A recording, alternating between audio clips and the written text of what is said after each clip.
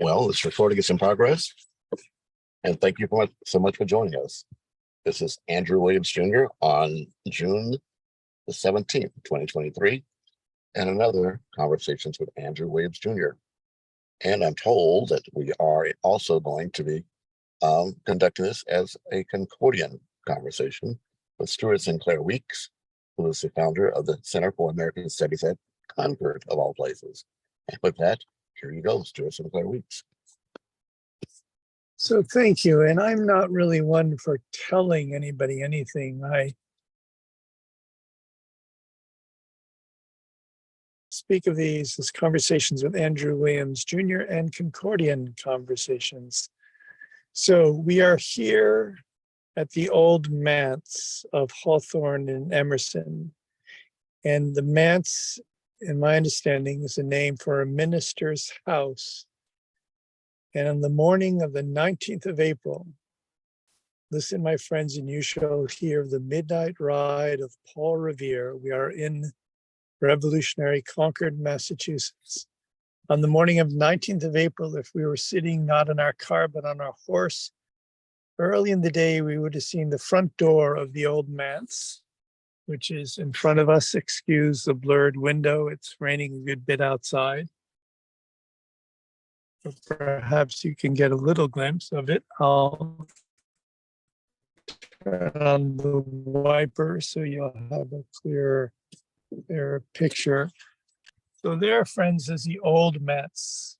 And on that morning of the 19th of April, if we were sitting out in our horses, we would have seen the door open and William Emerson, the minister, pulling on his coat and hurrying to the center. Hurrying to the center of town. Sorry. Thank you. Thank you, Andrew. So we would have seen William Emerson, the minister, rushing out the door, putting on his coat and hurrying to the center of town, because if not Paul Revere, Samuel Prescott, a Concord resident and a member of the Sons of Liberty, which was, if you will, the spy network, but after all, it was our country, invaded by the British, had made it to town. He said the Redcoats are coming. They were coming to Concord because Concord was a center where provisions and armaments and munitions were stored, and the British were coming to confiscate them, which the Concordians didn't welcome.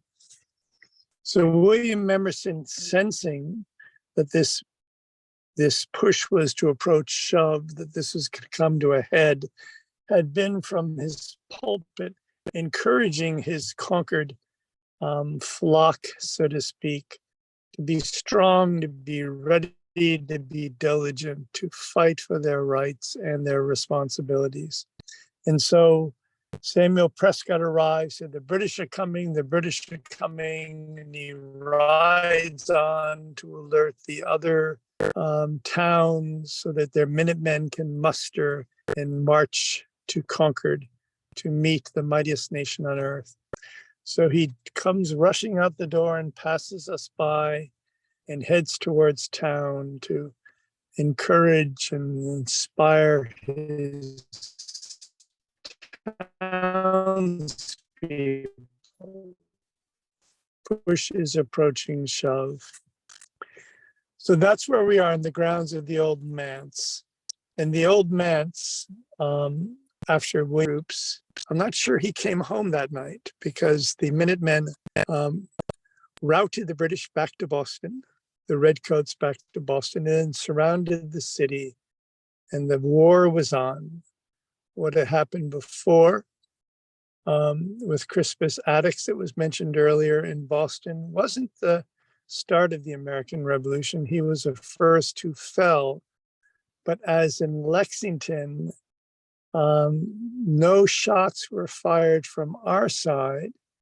There may have been a few bricks and things thrown from the side of the Boston Massacre, but the first actual resistance was here in Concord. At least that's what the story says. So behind the old manse which then was to become the home of the grandson of William Emerson, the minister, the chaplain. But at the backside of the old manse is the room into which in time William Emerson's grandson, Ralph Waldo Emerson, would move and set up his study. He and his wife lived in the old manse for a few years before they passed the keys on to Hawthorne, Nathaniel and Sophia, Nathaniel being considered by some as our American Shakespeare.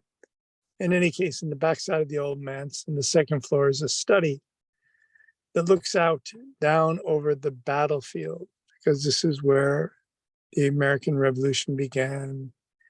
And looking out to that window, Emerson began to pen an essay entitled Nature. And that would become the beginning of Concord's and America's cultural evolution. Looking over the battlefield of the American Revolution, this book in Nature would herald, really amounted to a second shot or a third shot heard around the world for a cultural evolution. Of note is the fact that if you go behind the old manse, where Emerson looked out into what Hawthorne, the grounds of the old manse, that Hawthorne, when he moved in, would later speak of as Eden, and then a little bit to the right, and I'll turn on the keys so we can see is the battlefield here. So to the right, industrial grounds, and inspired by what had come to pass there, he begins to pen his essay, Nature, which, as I mentioned, heralded the cultural evolution. Equidistant between these two sites, the foot of the Old North Bridge and the Old Manse. At the foot of the Old North Bridge, the first shot was fired, heard around the world. And in the Old Manse, as I mentioned, the third. We'll come to the second. Equidistance is a rock outcropping that really comes from nowhere. It just appears. And in the early hours of the summer, these months we're in now, there are busloads of visitors who come from the Far East in particular, India, China, Japan, and other nations, because they consider this one of the centers of the ley lines, the energy lines of the earth. Interestingly enough, I've paced the distances, the rock outcropping being considered one of the centers of the ley lines of the earth is equidistant between these two spots where two shots were fired around the world. So to come to our gathering today, after Emerson and his wife left the old manse, they passed the key to Nathaniel Hawthorne. And Nathaniel Hawthorne moved in. And he set up his shop in the study, knowing that that's where his friend Emerson had penned Nature. But what he did was he took the desk, and instead of having it look out to the outer world, the ancestral grounds where the conflict with the British occurred, he turned it against the wall, because Hawthorne's task is the subject of this gathering as we speak, and that was to write about the inner battles of the soul with itself. In fact, I don't think it'd be too much of a stretch of the mind to consider that wars break out. They break out. They start within. The American Revolution, John Adams said, began in the hearts and minds of the people. And so Hawthorne and Emerson in a different way, and the Concord authors were those that attended to these inner realms, which by and large many have lost sight of, but that exist nonetheless. And so I want to turn to the title of this gathering today and the two quotes from Hawthorne and Emerson that exemplify the title. The title is "For we wrestle not against flesh and blood, worldly powers alone." And this is taken from Ephesians, a letter of Paul to the Ephesians. Hawthorne takes up this thread and he writes, the heart, there was the little yet boundless sphere wherein existed the original wrong, of which the crime and misery of this outward world were but material types. Purify that inner sphere, and the many shapes of evil that haunt the outward, and which now seem almost our own phantoms and vanish of their own accord. Now, I invite you, Andrew and Calvin, to speak to these words. So let me read them once again. Hawthorne writes, the heart, there was the little yet boundless sphere wherein existed the original wrong, of which the crime and misery of this outward world were merely types. Purify that inner sphere, and the many shapes of evil that haunt the outward, and which now seem almost our only realities,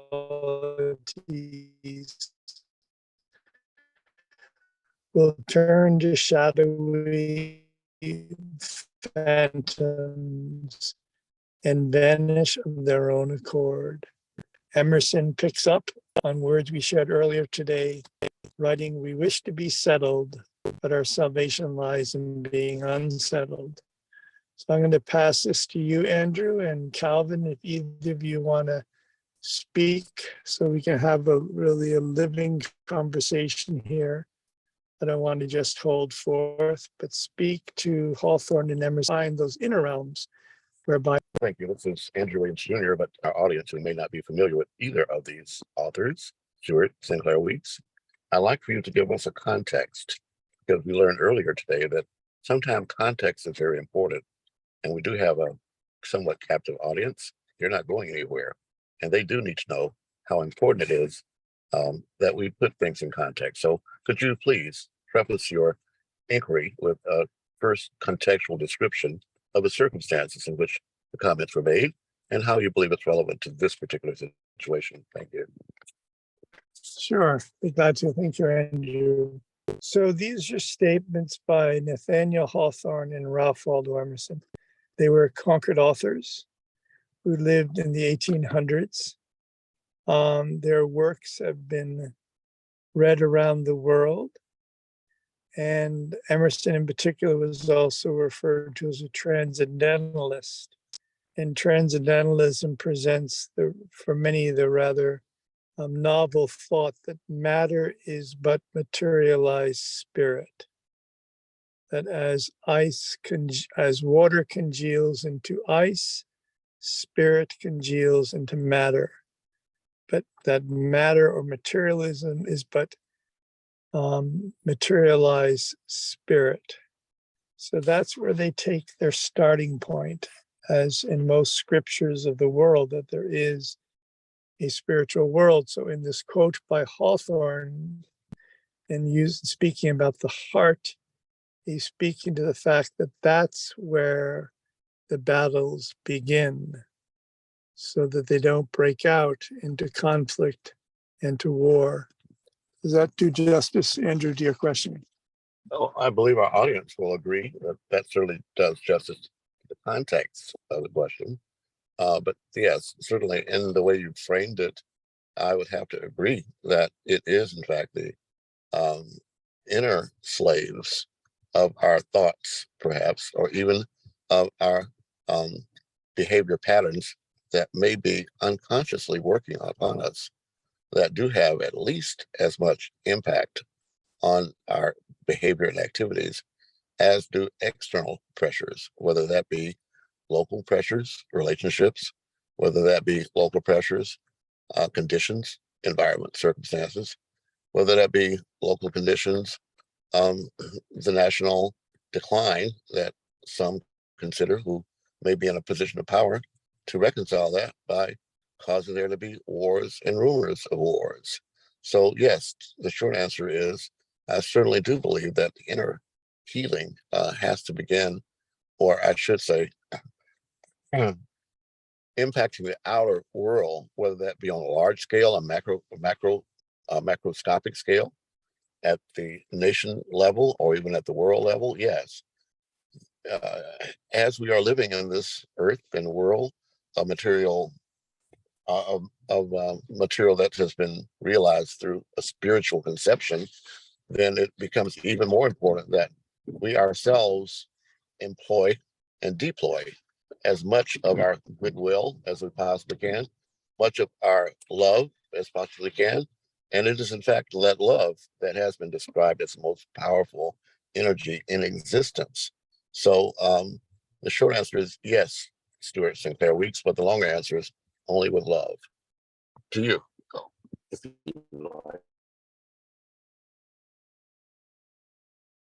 Founder of Project 1619 Incorporated. You can find me and my organization at project1619.org. And I will be the devil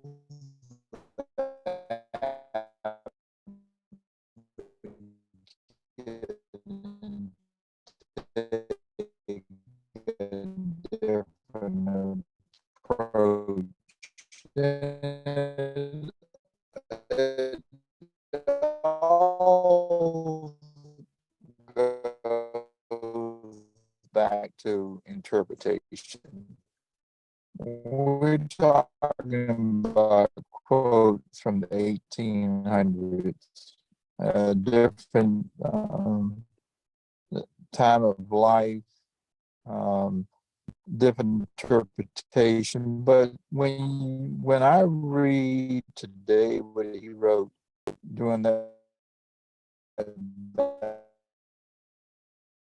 back during those days, I take a different approach to it, and I'm not sure whether he meant what I'm about to say or not, but when we start talking about a person needs to purify the soul,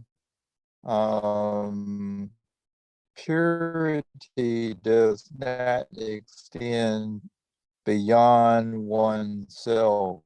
It's not going to make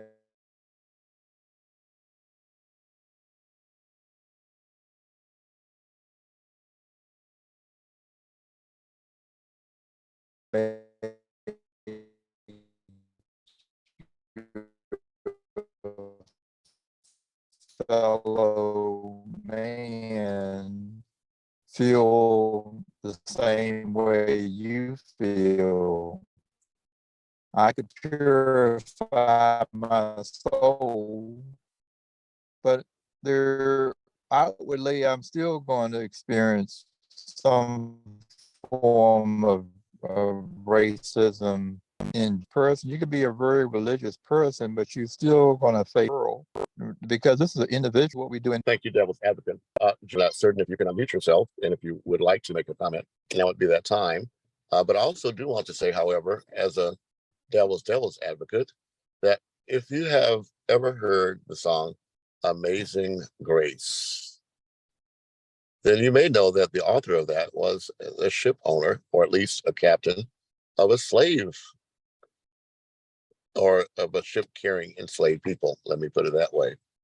And supposedly, according to historical records, it was his experience in the depths of a storm with a cargo full of people that were enslaved and at his mercy, that he called unto the God that he understood to be there and asked for this amazing grace.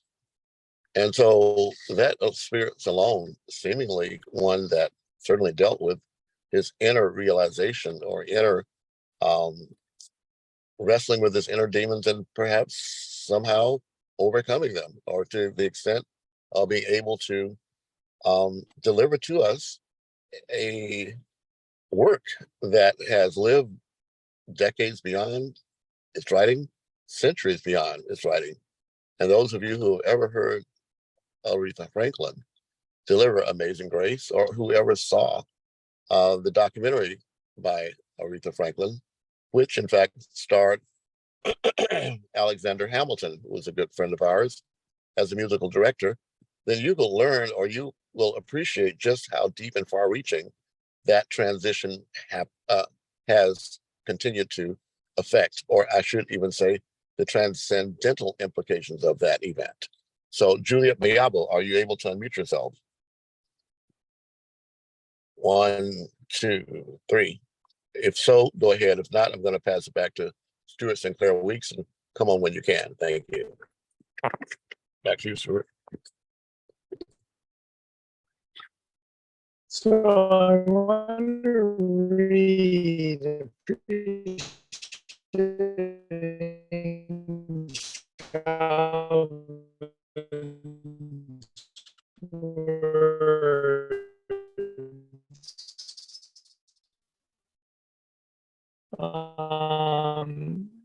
I want to share a number of quotes. The first, Calvin, is but be immediately real. We others, and he's referring to the idealists. We idealists know as well. Perhaps we know it even better than the reputed realists. But we also know that ideals must be there as a regulative in order one day to be turned into life. So I want to read 3 rather idealistic statements that don't in any way, Calvin, dismiss what you're saying, but perhaps hopefully just focuses the question even more clearly, or the point even more clearly. And that is, the first is by George Washington Carver, who said, when our thoughts are filled with hate against anyone, Negro or white, we are in a living hell. Booker T. Washington added, never let a man bring you so low as to hate him.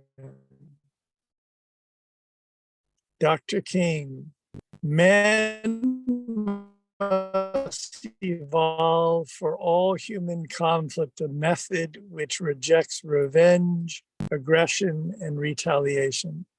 The foundation of such a method is love. I have decided to stick with love. Hate is too great a burden to bear. We must develop and maintain the capacity to forgive. He who's devoid of the power to forgive is devoid of the power to love. Darkness cannot drive out darkness. Only light can do that. Hate cannot drive out hate. Only love can do that. Redemptive love. So once again, the first words by George Washington Carver, and I'm going to ask you and Andrew if you wish to speak to them. When our thoughts are filled with hate against anyone, Negro or white, we are in a living hell. And Booker T. Washington, never let a man bring you so low as to hate him. So brothers, I'd love to get any reactions you have to these statements.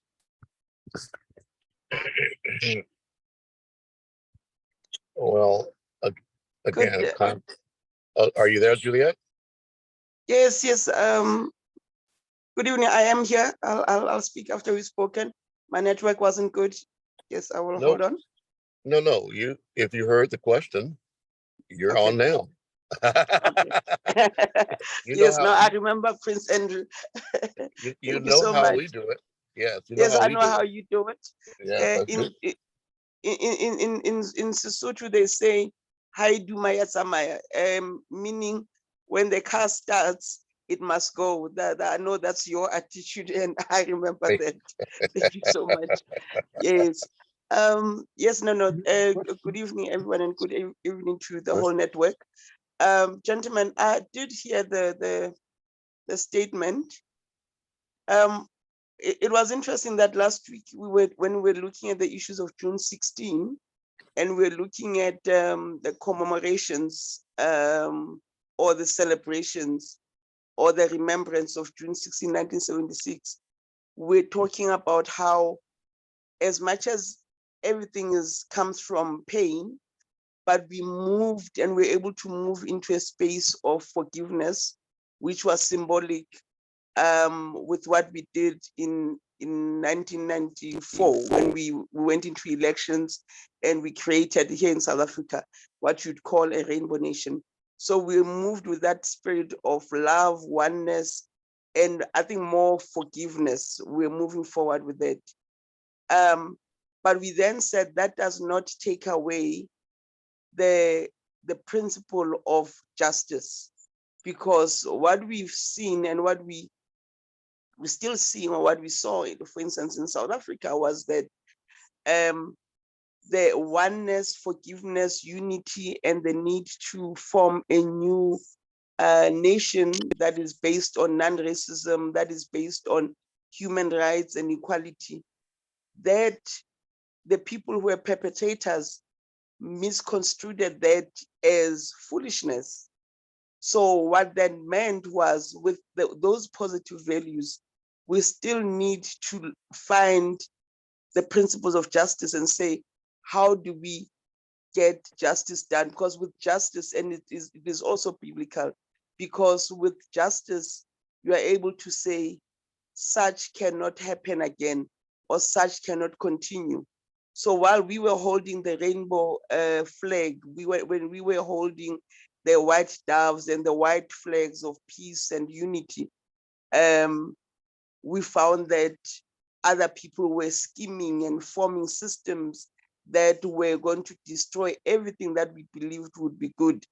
And what we are seeing now in 2023 in South Africa, with everything that is going wrong, other than the fact that our own government has also messed up, but there's been a control of the system. The people that we thought were going in unity with, Black and White Rainbow Nation, they were actually messing up the system so badly that the current government could not manage going forward, or cannot manage going forward. So the issues of justice, it's not revenge. I always say justice is not revenge, but justice becomes a lesson to say it's done with love, but it's also done with the intention of fixing not what is done in the past, but also to prepare for a better future, to say such things cannot be done. So forgiveness, love, peace must go hand in hand with us seeking justice. And I believe that the USA is on the right track. African Americans are on the right track with the issues of repatriation. Sorry, I can't pronounce that word. To say moving reparation. forward, but justice must be done. I'll leave it there. Thank you. Yes, the word is reparations, I believe. Yes, no, it is. There are a lot of P's and R's there. So I have a lips, so that word is very hard for me. I can spell it and write it. I can't pronounce it. Well, let's hear what Stuart Sinclair has to say about that. Okay, thank you. Thank you very much for your words. You bring always to mind my daughter in love, my second son, his wife, Cindiso, who also grew up in thoughts, and invite your comments and Andrew's comments and Calvin's comments, because I do believe if they could be rightly grasped, they could serve South Africa getting back on the right track.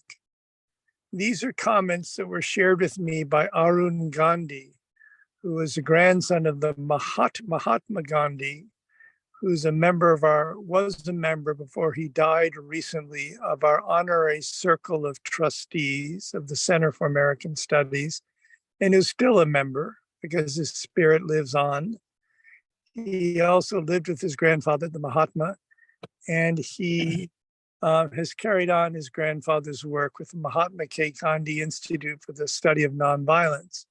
So Calvin and Andrew and friends, I offer you these two statements by Arun Gandhi. The first, he said, "Thank God for those goddamn South African racists.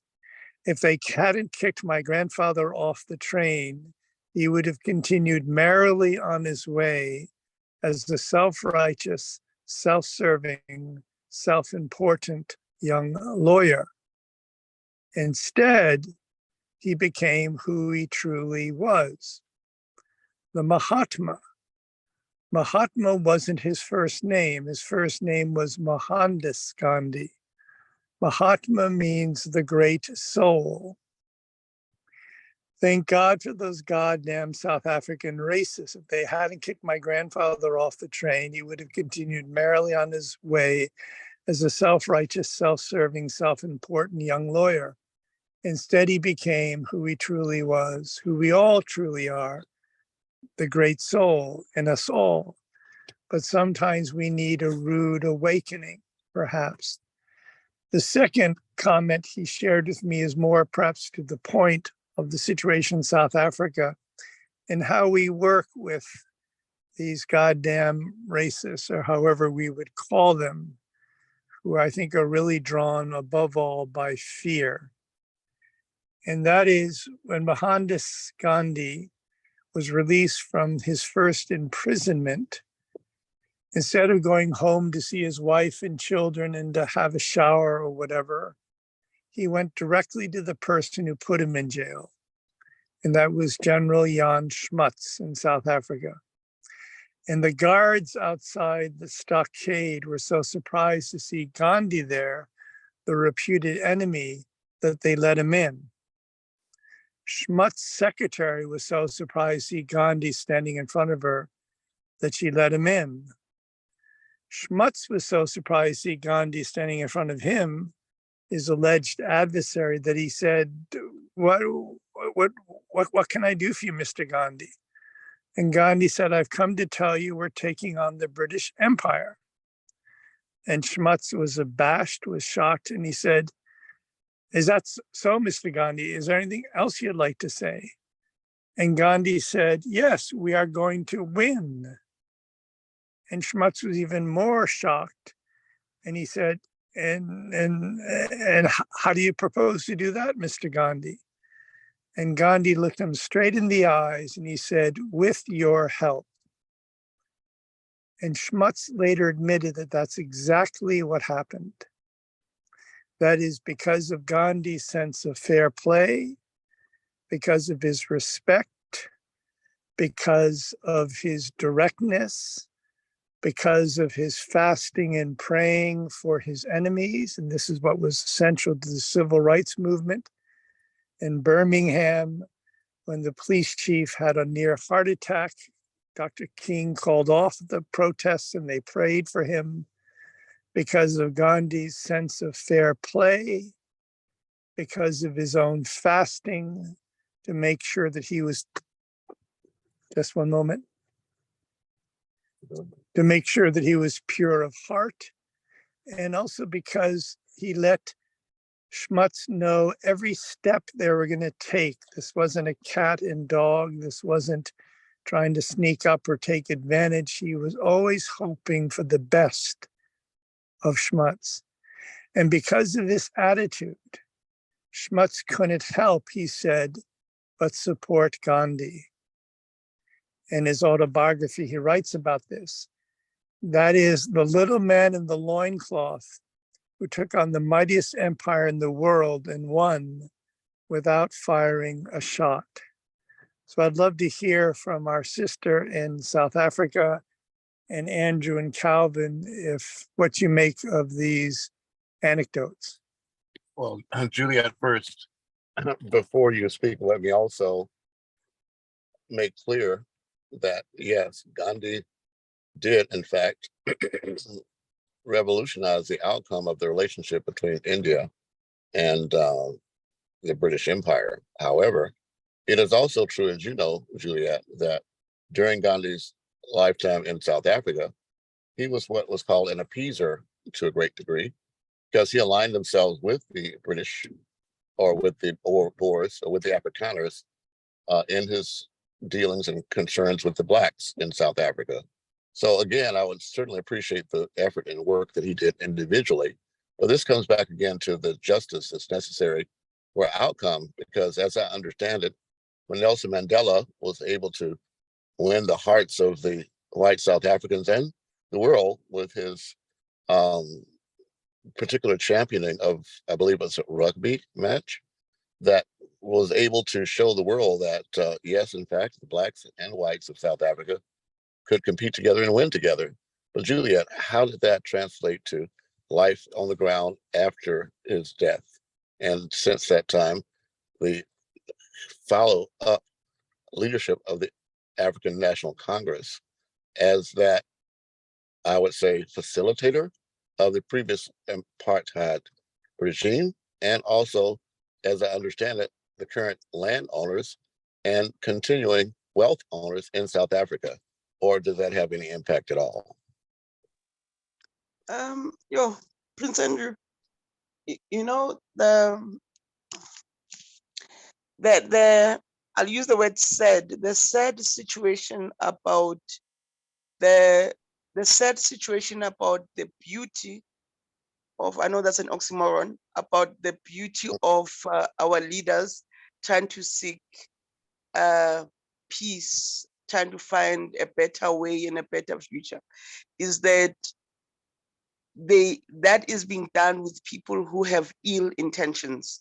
When you take someone like Mahatma Gandhi, you take someone like Dr. Nelson Mandela, I'll use him as an example, but that's closer to heart and to our reality, is that the intentions were good. We had the TRC, but yet the people who sat around the tables to do the negotiations, to say, we're looking at the other day, who were saying that, okay, let's be part of the drafting of the constitution. The other day, 2 days ago, we were looking at some sections of the South African constitution, which has always been hailed as one of the best ones.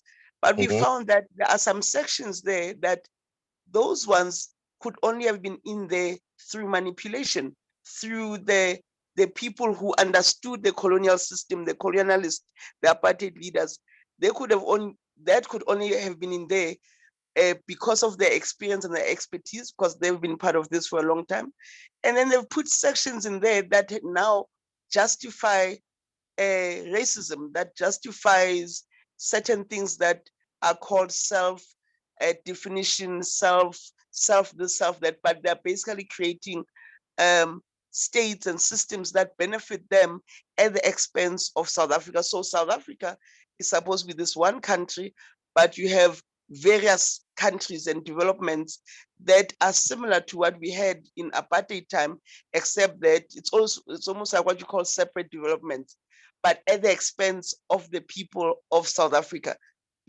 So that is why a person, an honorable leader like Mandela, is finding it very hard, may his soul rest in peace, to be positioned positively in the current South Africa, because people are saying he sold us out when he didn't actually sell us out.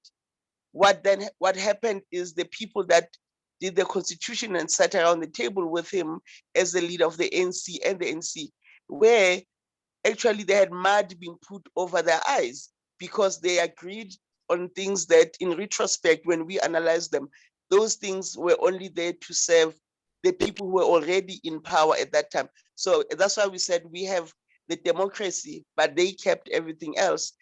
So it is not always about the one person. It's about the people in the relationship. And it's really messed up. It's messing up Nelson Mandela's legacy in South Africa, because it is, and it's not him. Someone once said this to a room full of business people, white business people, said, no, Mandela did not sell us out. This was a colored man or a black man said, Mandela did not sell us out. You white people, business people, the beneficiaries of the system are the ones who actually sold us out. You are the ones who messed us up. So that's why it is all about the good that needs to be done, but the sad part is the ill intentions of the people who sit around the table. Yes, it's a deep topic, but and we just hoping that we'll put things into perspective. Basically, we've been lied to. Yeah. Okay, I'll turn it over to Calvin Pearson and then back to Stuart Sinclair Weeks. Thank you.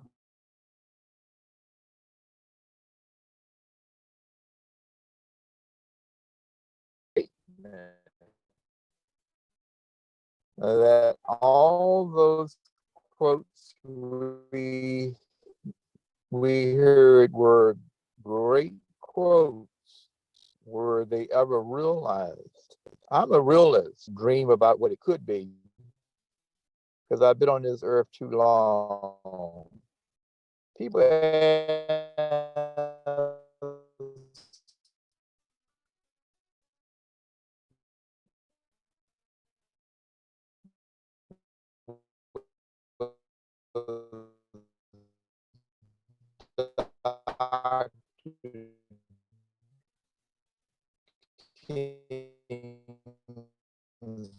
dream ever real.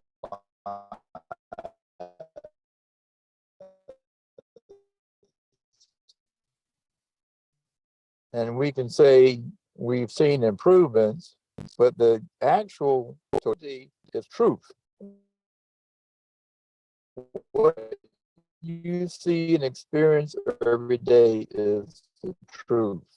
Here in America, racism is not as blatant as it was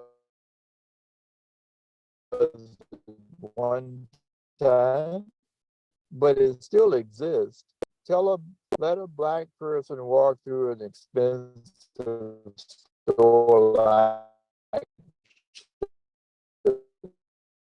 now and see if that salesperson don't follow you every step around that store, and started looking for a product, and the salesperson says, "Can I help you?" I said, "No, I'm okay." 2 minutes later, "Can I help you?" "No, I'm okay." And then I look up, and this salesperson is peeping around the end of the aisle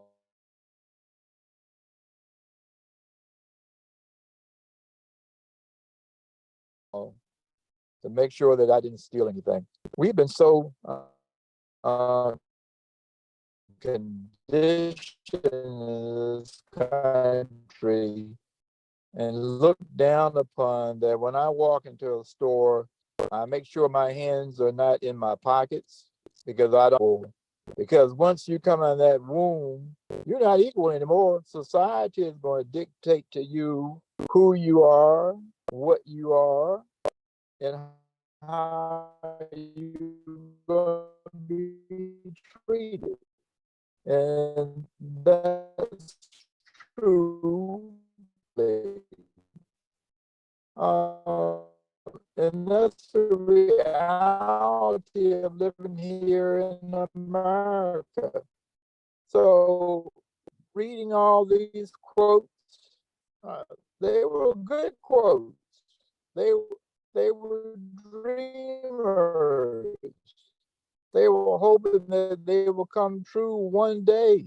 We've been waiting since 1963 for Dr. King's dream to become a reality. But again, we live in is not perfect. We live in reality. So thank you, Calvin. The real world, but it's the real world. And those idealists who we quoted were probably responsible for the most real progress in your race. They were George Washington Carver, Booker T. Washington, Dr. Martin Luther King Jr. And what I'd like to suggest in the notion of reincarnation opens this up, that if it's true that we're not just a heap of flesh and bones, if it's true we have a soul and spirit, and if it's true that soul and spirit lives on, the question arises, if we're born again, do we think we're going to be just a carbon copy of what we were last time? Or does the world always strive to be balanced? Is there a greater wisdom in our universe? Is there this, is the world always equal unto itself? That is, if we come back in a new lifetime, if we were white in one lifetime, might we balance that out in the next as a Black person, male as a female, Christian as a Jew? I think there's something else here at work which is even more realistic, if I may suggest, playing the role of the devil's advocate. That is, one of my oldest and dearest friends is a Black man in his early 70s. He saw his father shot in front of him on a street corner when he was a little boy in New York City. And in that moment, as a 6 or 7-year-old, he said, I'm going to do it with love. I think the attitude we bring into life determines what we receive in turn.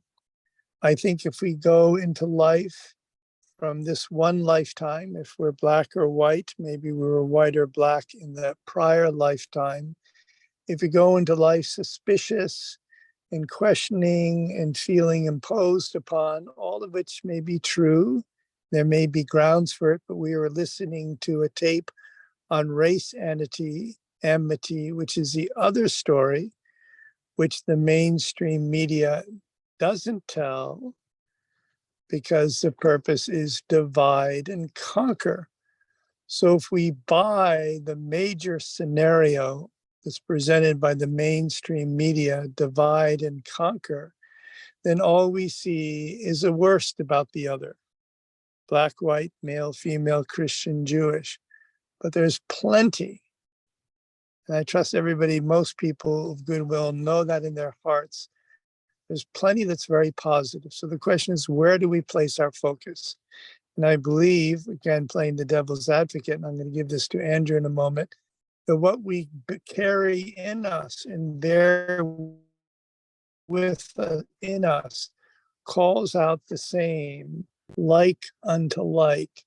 This dear Black brother of mine who saw his father shot, just the attitude, just the light in his eyes, just his spirit. I've known him since 1971.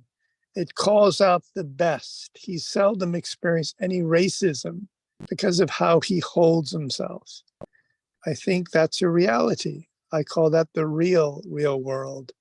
So friends, be the further devil's advocate. I am glad to have this question and disputed. Andrew and Juliet. Well, I'm not really sure that there is so much an answer to the question that you pose that can get us beyond the, I would guess, the academic discussion about a particular perspective. I do agree with both Julia and with Calvin that it's critically important that we have, I believe, a landing point for these esoteric discussions about practical outcomes that we're actually doing right now today. My position is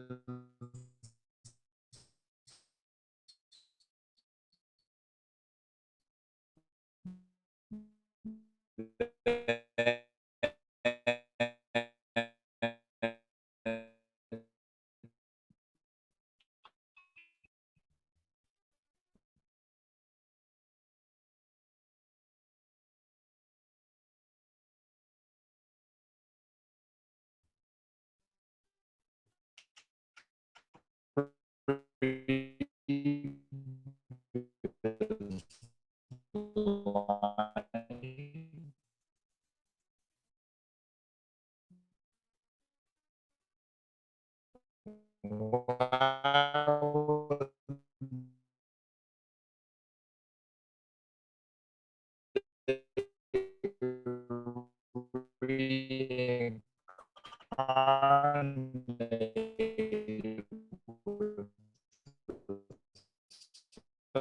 same ideas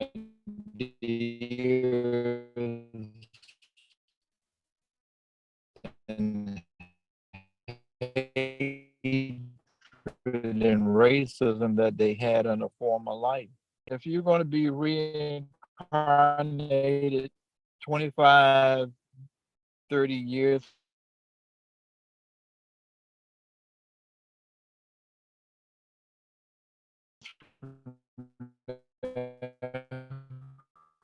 who would you want to be? Here in the minority in America, it's going to be the blacks, the browns, the Hispanics, the Latinos.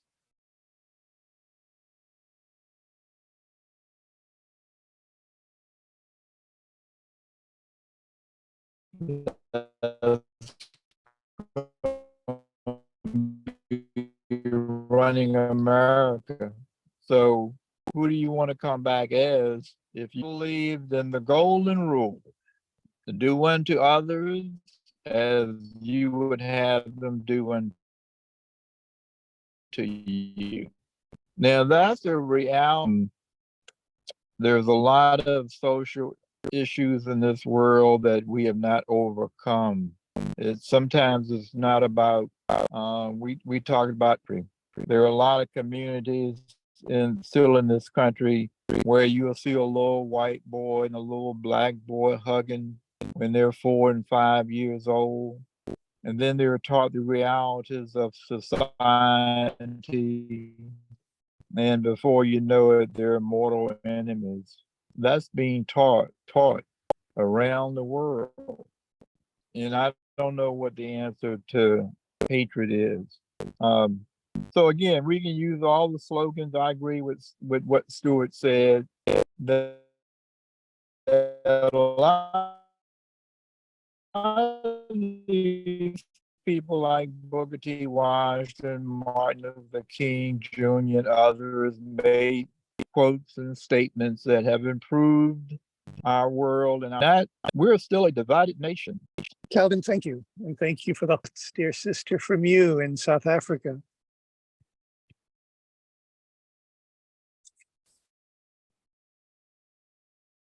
Are you with us? Can you hear us?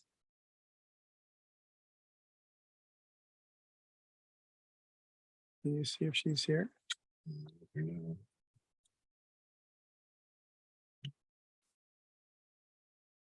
Oh, yes, she's there, but she's muted and she's not. So Yeah, that's okay. Sorry, I apologize. So, Gentlemen,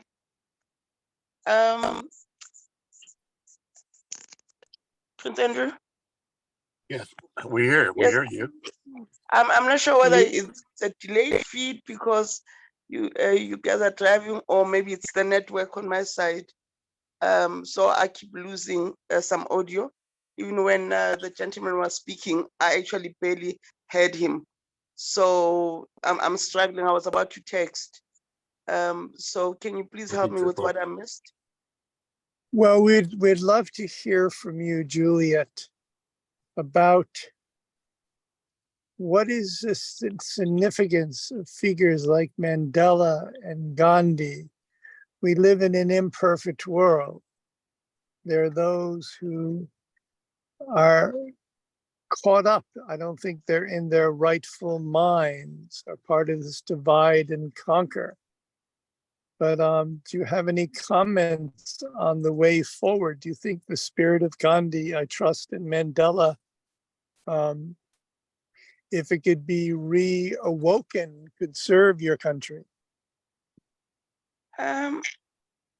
Thank you for restating the question, and it's an important question. In all honesty, you know, what we need to look at is there are certain individuals in our history as Africans or as Black people. If I had to wear an African American hat, I'd wear a hat like the one of Marcus Garvey. I would wear one of Malcolm X. and then rushing to South Africa out way ahead of Steve Bantu Biko, because those individuals were not about their iconic, it was not about them being icons, it was not about them being elevated to iconic status, but it was about the iconic status of the philosophy that they were teaching. So I believe that we need to move away from the individuals, because individuals are also fallible to being victims of the system or to serve a system. But we need to look at which philosophies do we need to bring back into communities such as South Africa. I mean, when we look at the things that Stokely Carmichael, Steve Biko, the whole principle of self-reliance, the principle of using the strength that you already have, those are the icons, not in terms of the individuals, but the philosophy that we need to bring back. That's what we need to bring back in our communities. Icons, the problem with them is it's like a person, depending from which perspective are you looking at them. Because, and what then happens is the Western system tends to elevate icons because the West owns the media, it owns the print, it owns the education system. It elevates those individuals because those individuals protect the status quo. So I and I think and a lot of other people, and we are talking from experience, it would serve us best to look at philosophies of self-reliance, philosophies of self-reliance going forward, because everything else has not worked. And there's a statement that says, a black man, you're on your own. That has been proven, and we've seen that we thought we're traveling with people, but we're actually not just on our own, but the very people that we thought we're traveling with, they were destroying the wheels. So we are now moving from a perspective of no trust, but a perspective of self-reliance going forward, and also allowing other people, as it is, they are looking after themselves, and we are learning from them that, oh, you need to look after your own, or we stopped looking after our own, thinking we are in this together. So maybe we need to start taking care of our own to try and get to some point of equity in this country. Thank you.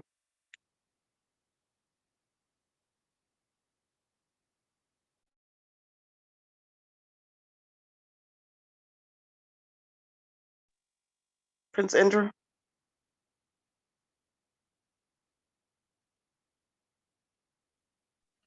Juliet, sorry, thank you. So not so much to tie it to an individuality cult, but rather to grasp the principles and to work with them and to make them our own.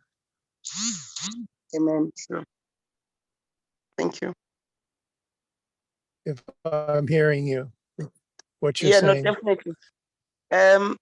No, definitely that it is the principle that may come with the individual, and we elevate the principle, then that becomes part of the value system rather than the individual. Yeah, because as you say, individuals are just humans, but the principle is what will stays on and carry on for the longest time possible.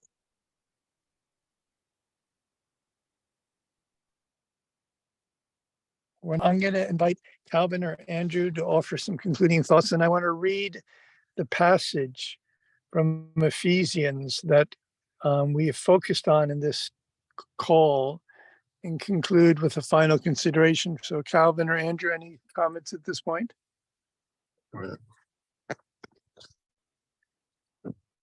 Well, most of our conversation has been around quotes from the 1800s. So let me give you a quote from the 1900s. A quote by one of the people that I admire is a guy by the name of James Baldwin.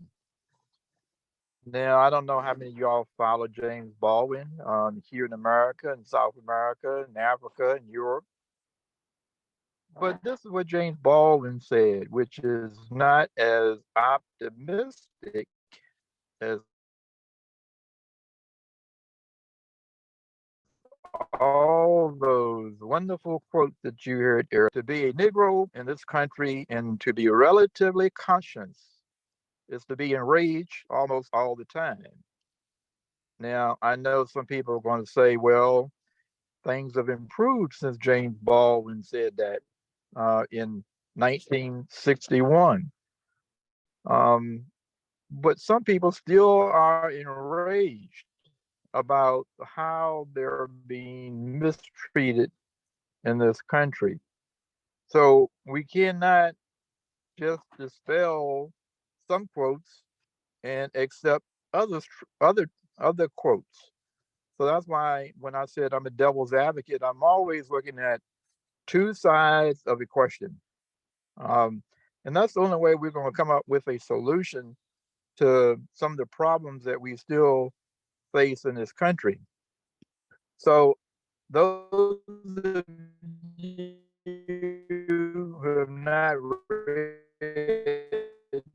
James Baldwin,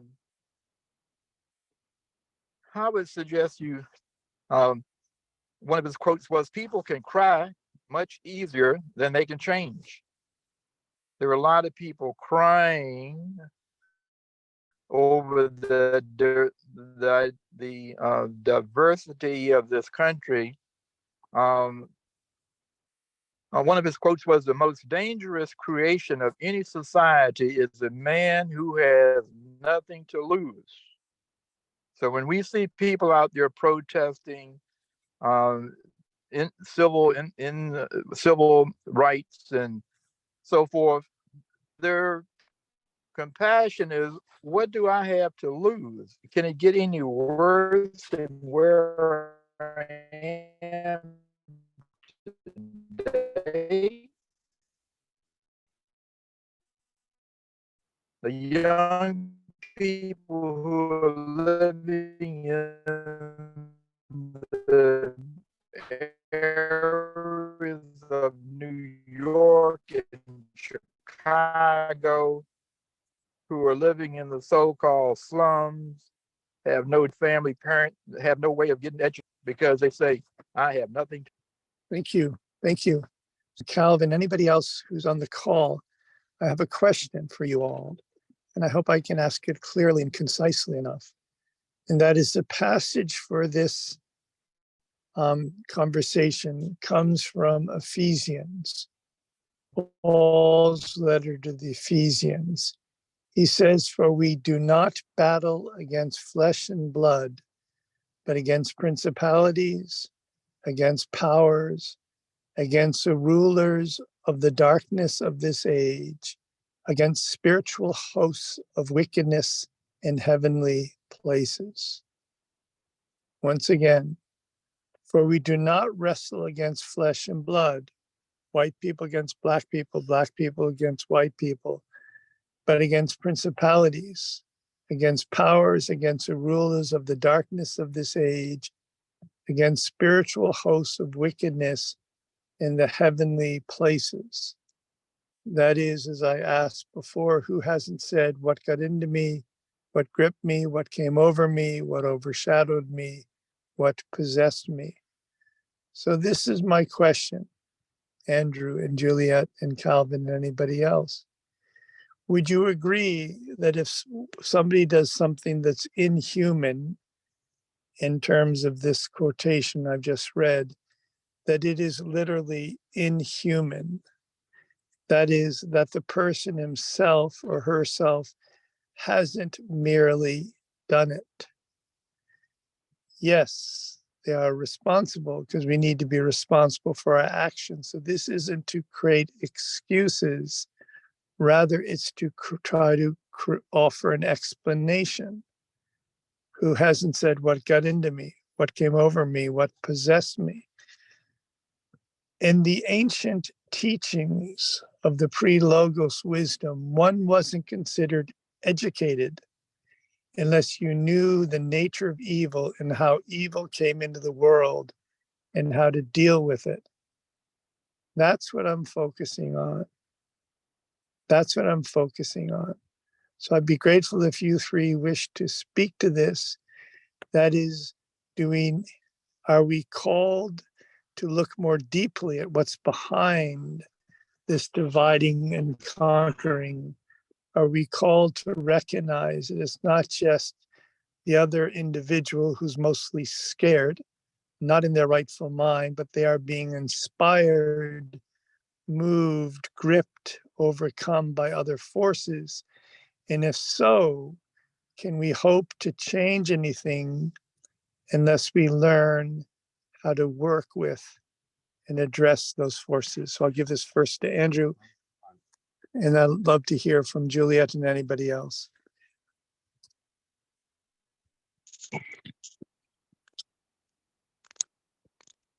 And considering how I could reply to such a loaded question, let me first acknowledge the fact that Stuart Sinclair Weeks has a tendency to ask Stuart-like questions like that. So Juliet, don't be offended. It's nothing personal. And no, I welcome it. I look forward to commenting on that. Thank you. that's exactly why you have this opportunity. Go right ahead. Okay. Hi, Dumayatsamai. Yes, no, I thank you for that question again. You know, I'm going to say I, or we, let me say I in this case. I am very aware, and we need to be aware that the warfare that we are in, it's a spiritual warfare. And that is why earlier on, when I was talking about justice, because you recognize that, justice is very limited because you are actually dealing with something much deeper. We are dealing with leaders. We are dealing with people who are on a very high level, who consult evil spirits, who go, those things are not myths, and we know that we've gone into research, we've looked into it. They are called different things, but people, they consult evil spirit, or they open themselves up to those spirits, because if we're not battling against flesh and blood, but it's a spiritual warfare. The individual is the one who takes the step to open themselves up to be influenced by the negative spiritual realm. They are the ones who take the step to say, we are going to use the power that comes from this space in order to control the world, or in order to destroy certain people. So as much as I fully concur with what Ephesians says, that we wrestle not against flesh and blood. It is a wrestle, because wrestle includes fighting, and it's not an easy thing. Constantly, that's what we are battling with. Yet we need to let people take accountability for the actions that they take or that they do to open themselves up for those influences. We cannot continue to have a situation where people say the demons or the devil or this made me do it. There is something that you do in your physical sense, whether it is making deals, whether it is sacrificing. Today, I was hearing of a mother that was made to sacrifice a 3-month-old baby because she got into this other cult that expected her to sacrifice her firstborn child. And it's a cult that the grandmother of that 3-month-old was already part of. So you can see that there's an evil spirit that is there, but it took 2 human beings, women, and there was another man involved, to get into that space. So let us not use, and being a Christian myself who uses Christianity as a faith of choice, we cannot use and allow, such, or the existence of the evil one to to acquit people from the decisions that they make. People must still be held accountable. And that is why we continue to battle, but we also continue to pray, because we know that the battle is bigger than what we see. We know the forces that are bigger than just the physical being that signs, they are bigger. And for someone that small, someone as small as Hitler, for him to perpetrate such huge evil or Verwoerd in South Africa, or anyone in any country, it must have taken other forces to give them the power to be able to do that. Yet, someone has to be held accountable. We have to pray, but we have to work for justice. Yeah, let me leave it at that. Thank you. Juliet, I thank you very, very much, because I am not suggesting that as a moment is an excuse. Not for a moment. We have to be responsible for actions, even if they're not fully our actions. We have to ask ourselves the questions: how did we get ourselves into such a position? So I thank you very much for your words. This is not worldly, materialistic people that we might on Sundays lift our thoughts to spiritual realities, but most of the time we don't live in that realm. So I'd just like to conclude in the spirit of Hawthorne's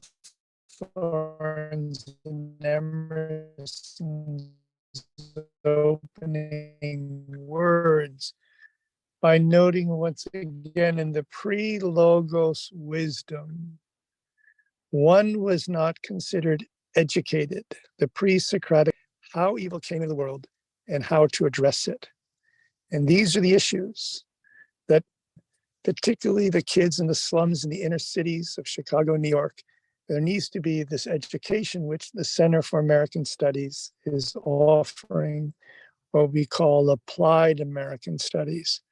Because I think for those that are really sincerely interested in reform, unless they face this issue head on, little's going to be accomplished. Because most folks have found themselves saying, what got into me? What got a hold of me? What came over me? What overshadowed me? What possessed me? So I think they're very, very important lessons there in terms of what I call the real world and how we can go forward. So I'm very grateful that we could have this conversation on the grounds of the old manse. Emerson understood these realities very well. Hawthorne also very well. And I thank you one and all. I thank the devil's advocates. I thank our angel from South Africa. I thank our host, Andrew Williams Jr., to whom I'm going to give the phone to wrap up. Well, Juliet Mayabo, again, thank you so very much for an enlivening and lively conversation. As we wrap up this edition of Conversations with Andrew Williams Jr. You with us again tomorrow and the day after. I'll post the schedule in the chat. But Juliet, also, if you found a way to register, you also saw all the dates of the activities. So look forward to you joining us as you can tomorrow and the next day. And also on Monday, Juliet, you and I will be starting that day off with an international forum that deals with not just Juneteenth, but as you've suggested, yesterday's African Day of the Child. So thank you so much, Juliet Mayabo. I look forward to working and networking with you. Thank you. Thank you so much. So Conversations with Andrew Williams Jr. and Concordian Conversations. Our best wishes to one and all. Siyabonga, thank you so much. It's been very enlightening. Thank you.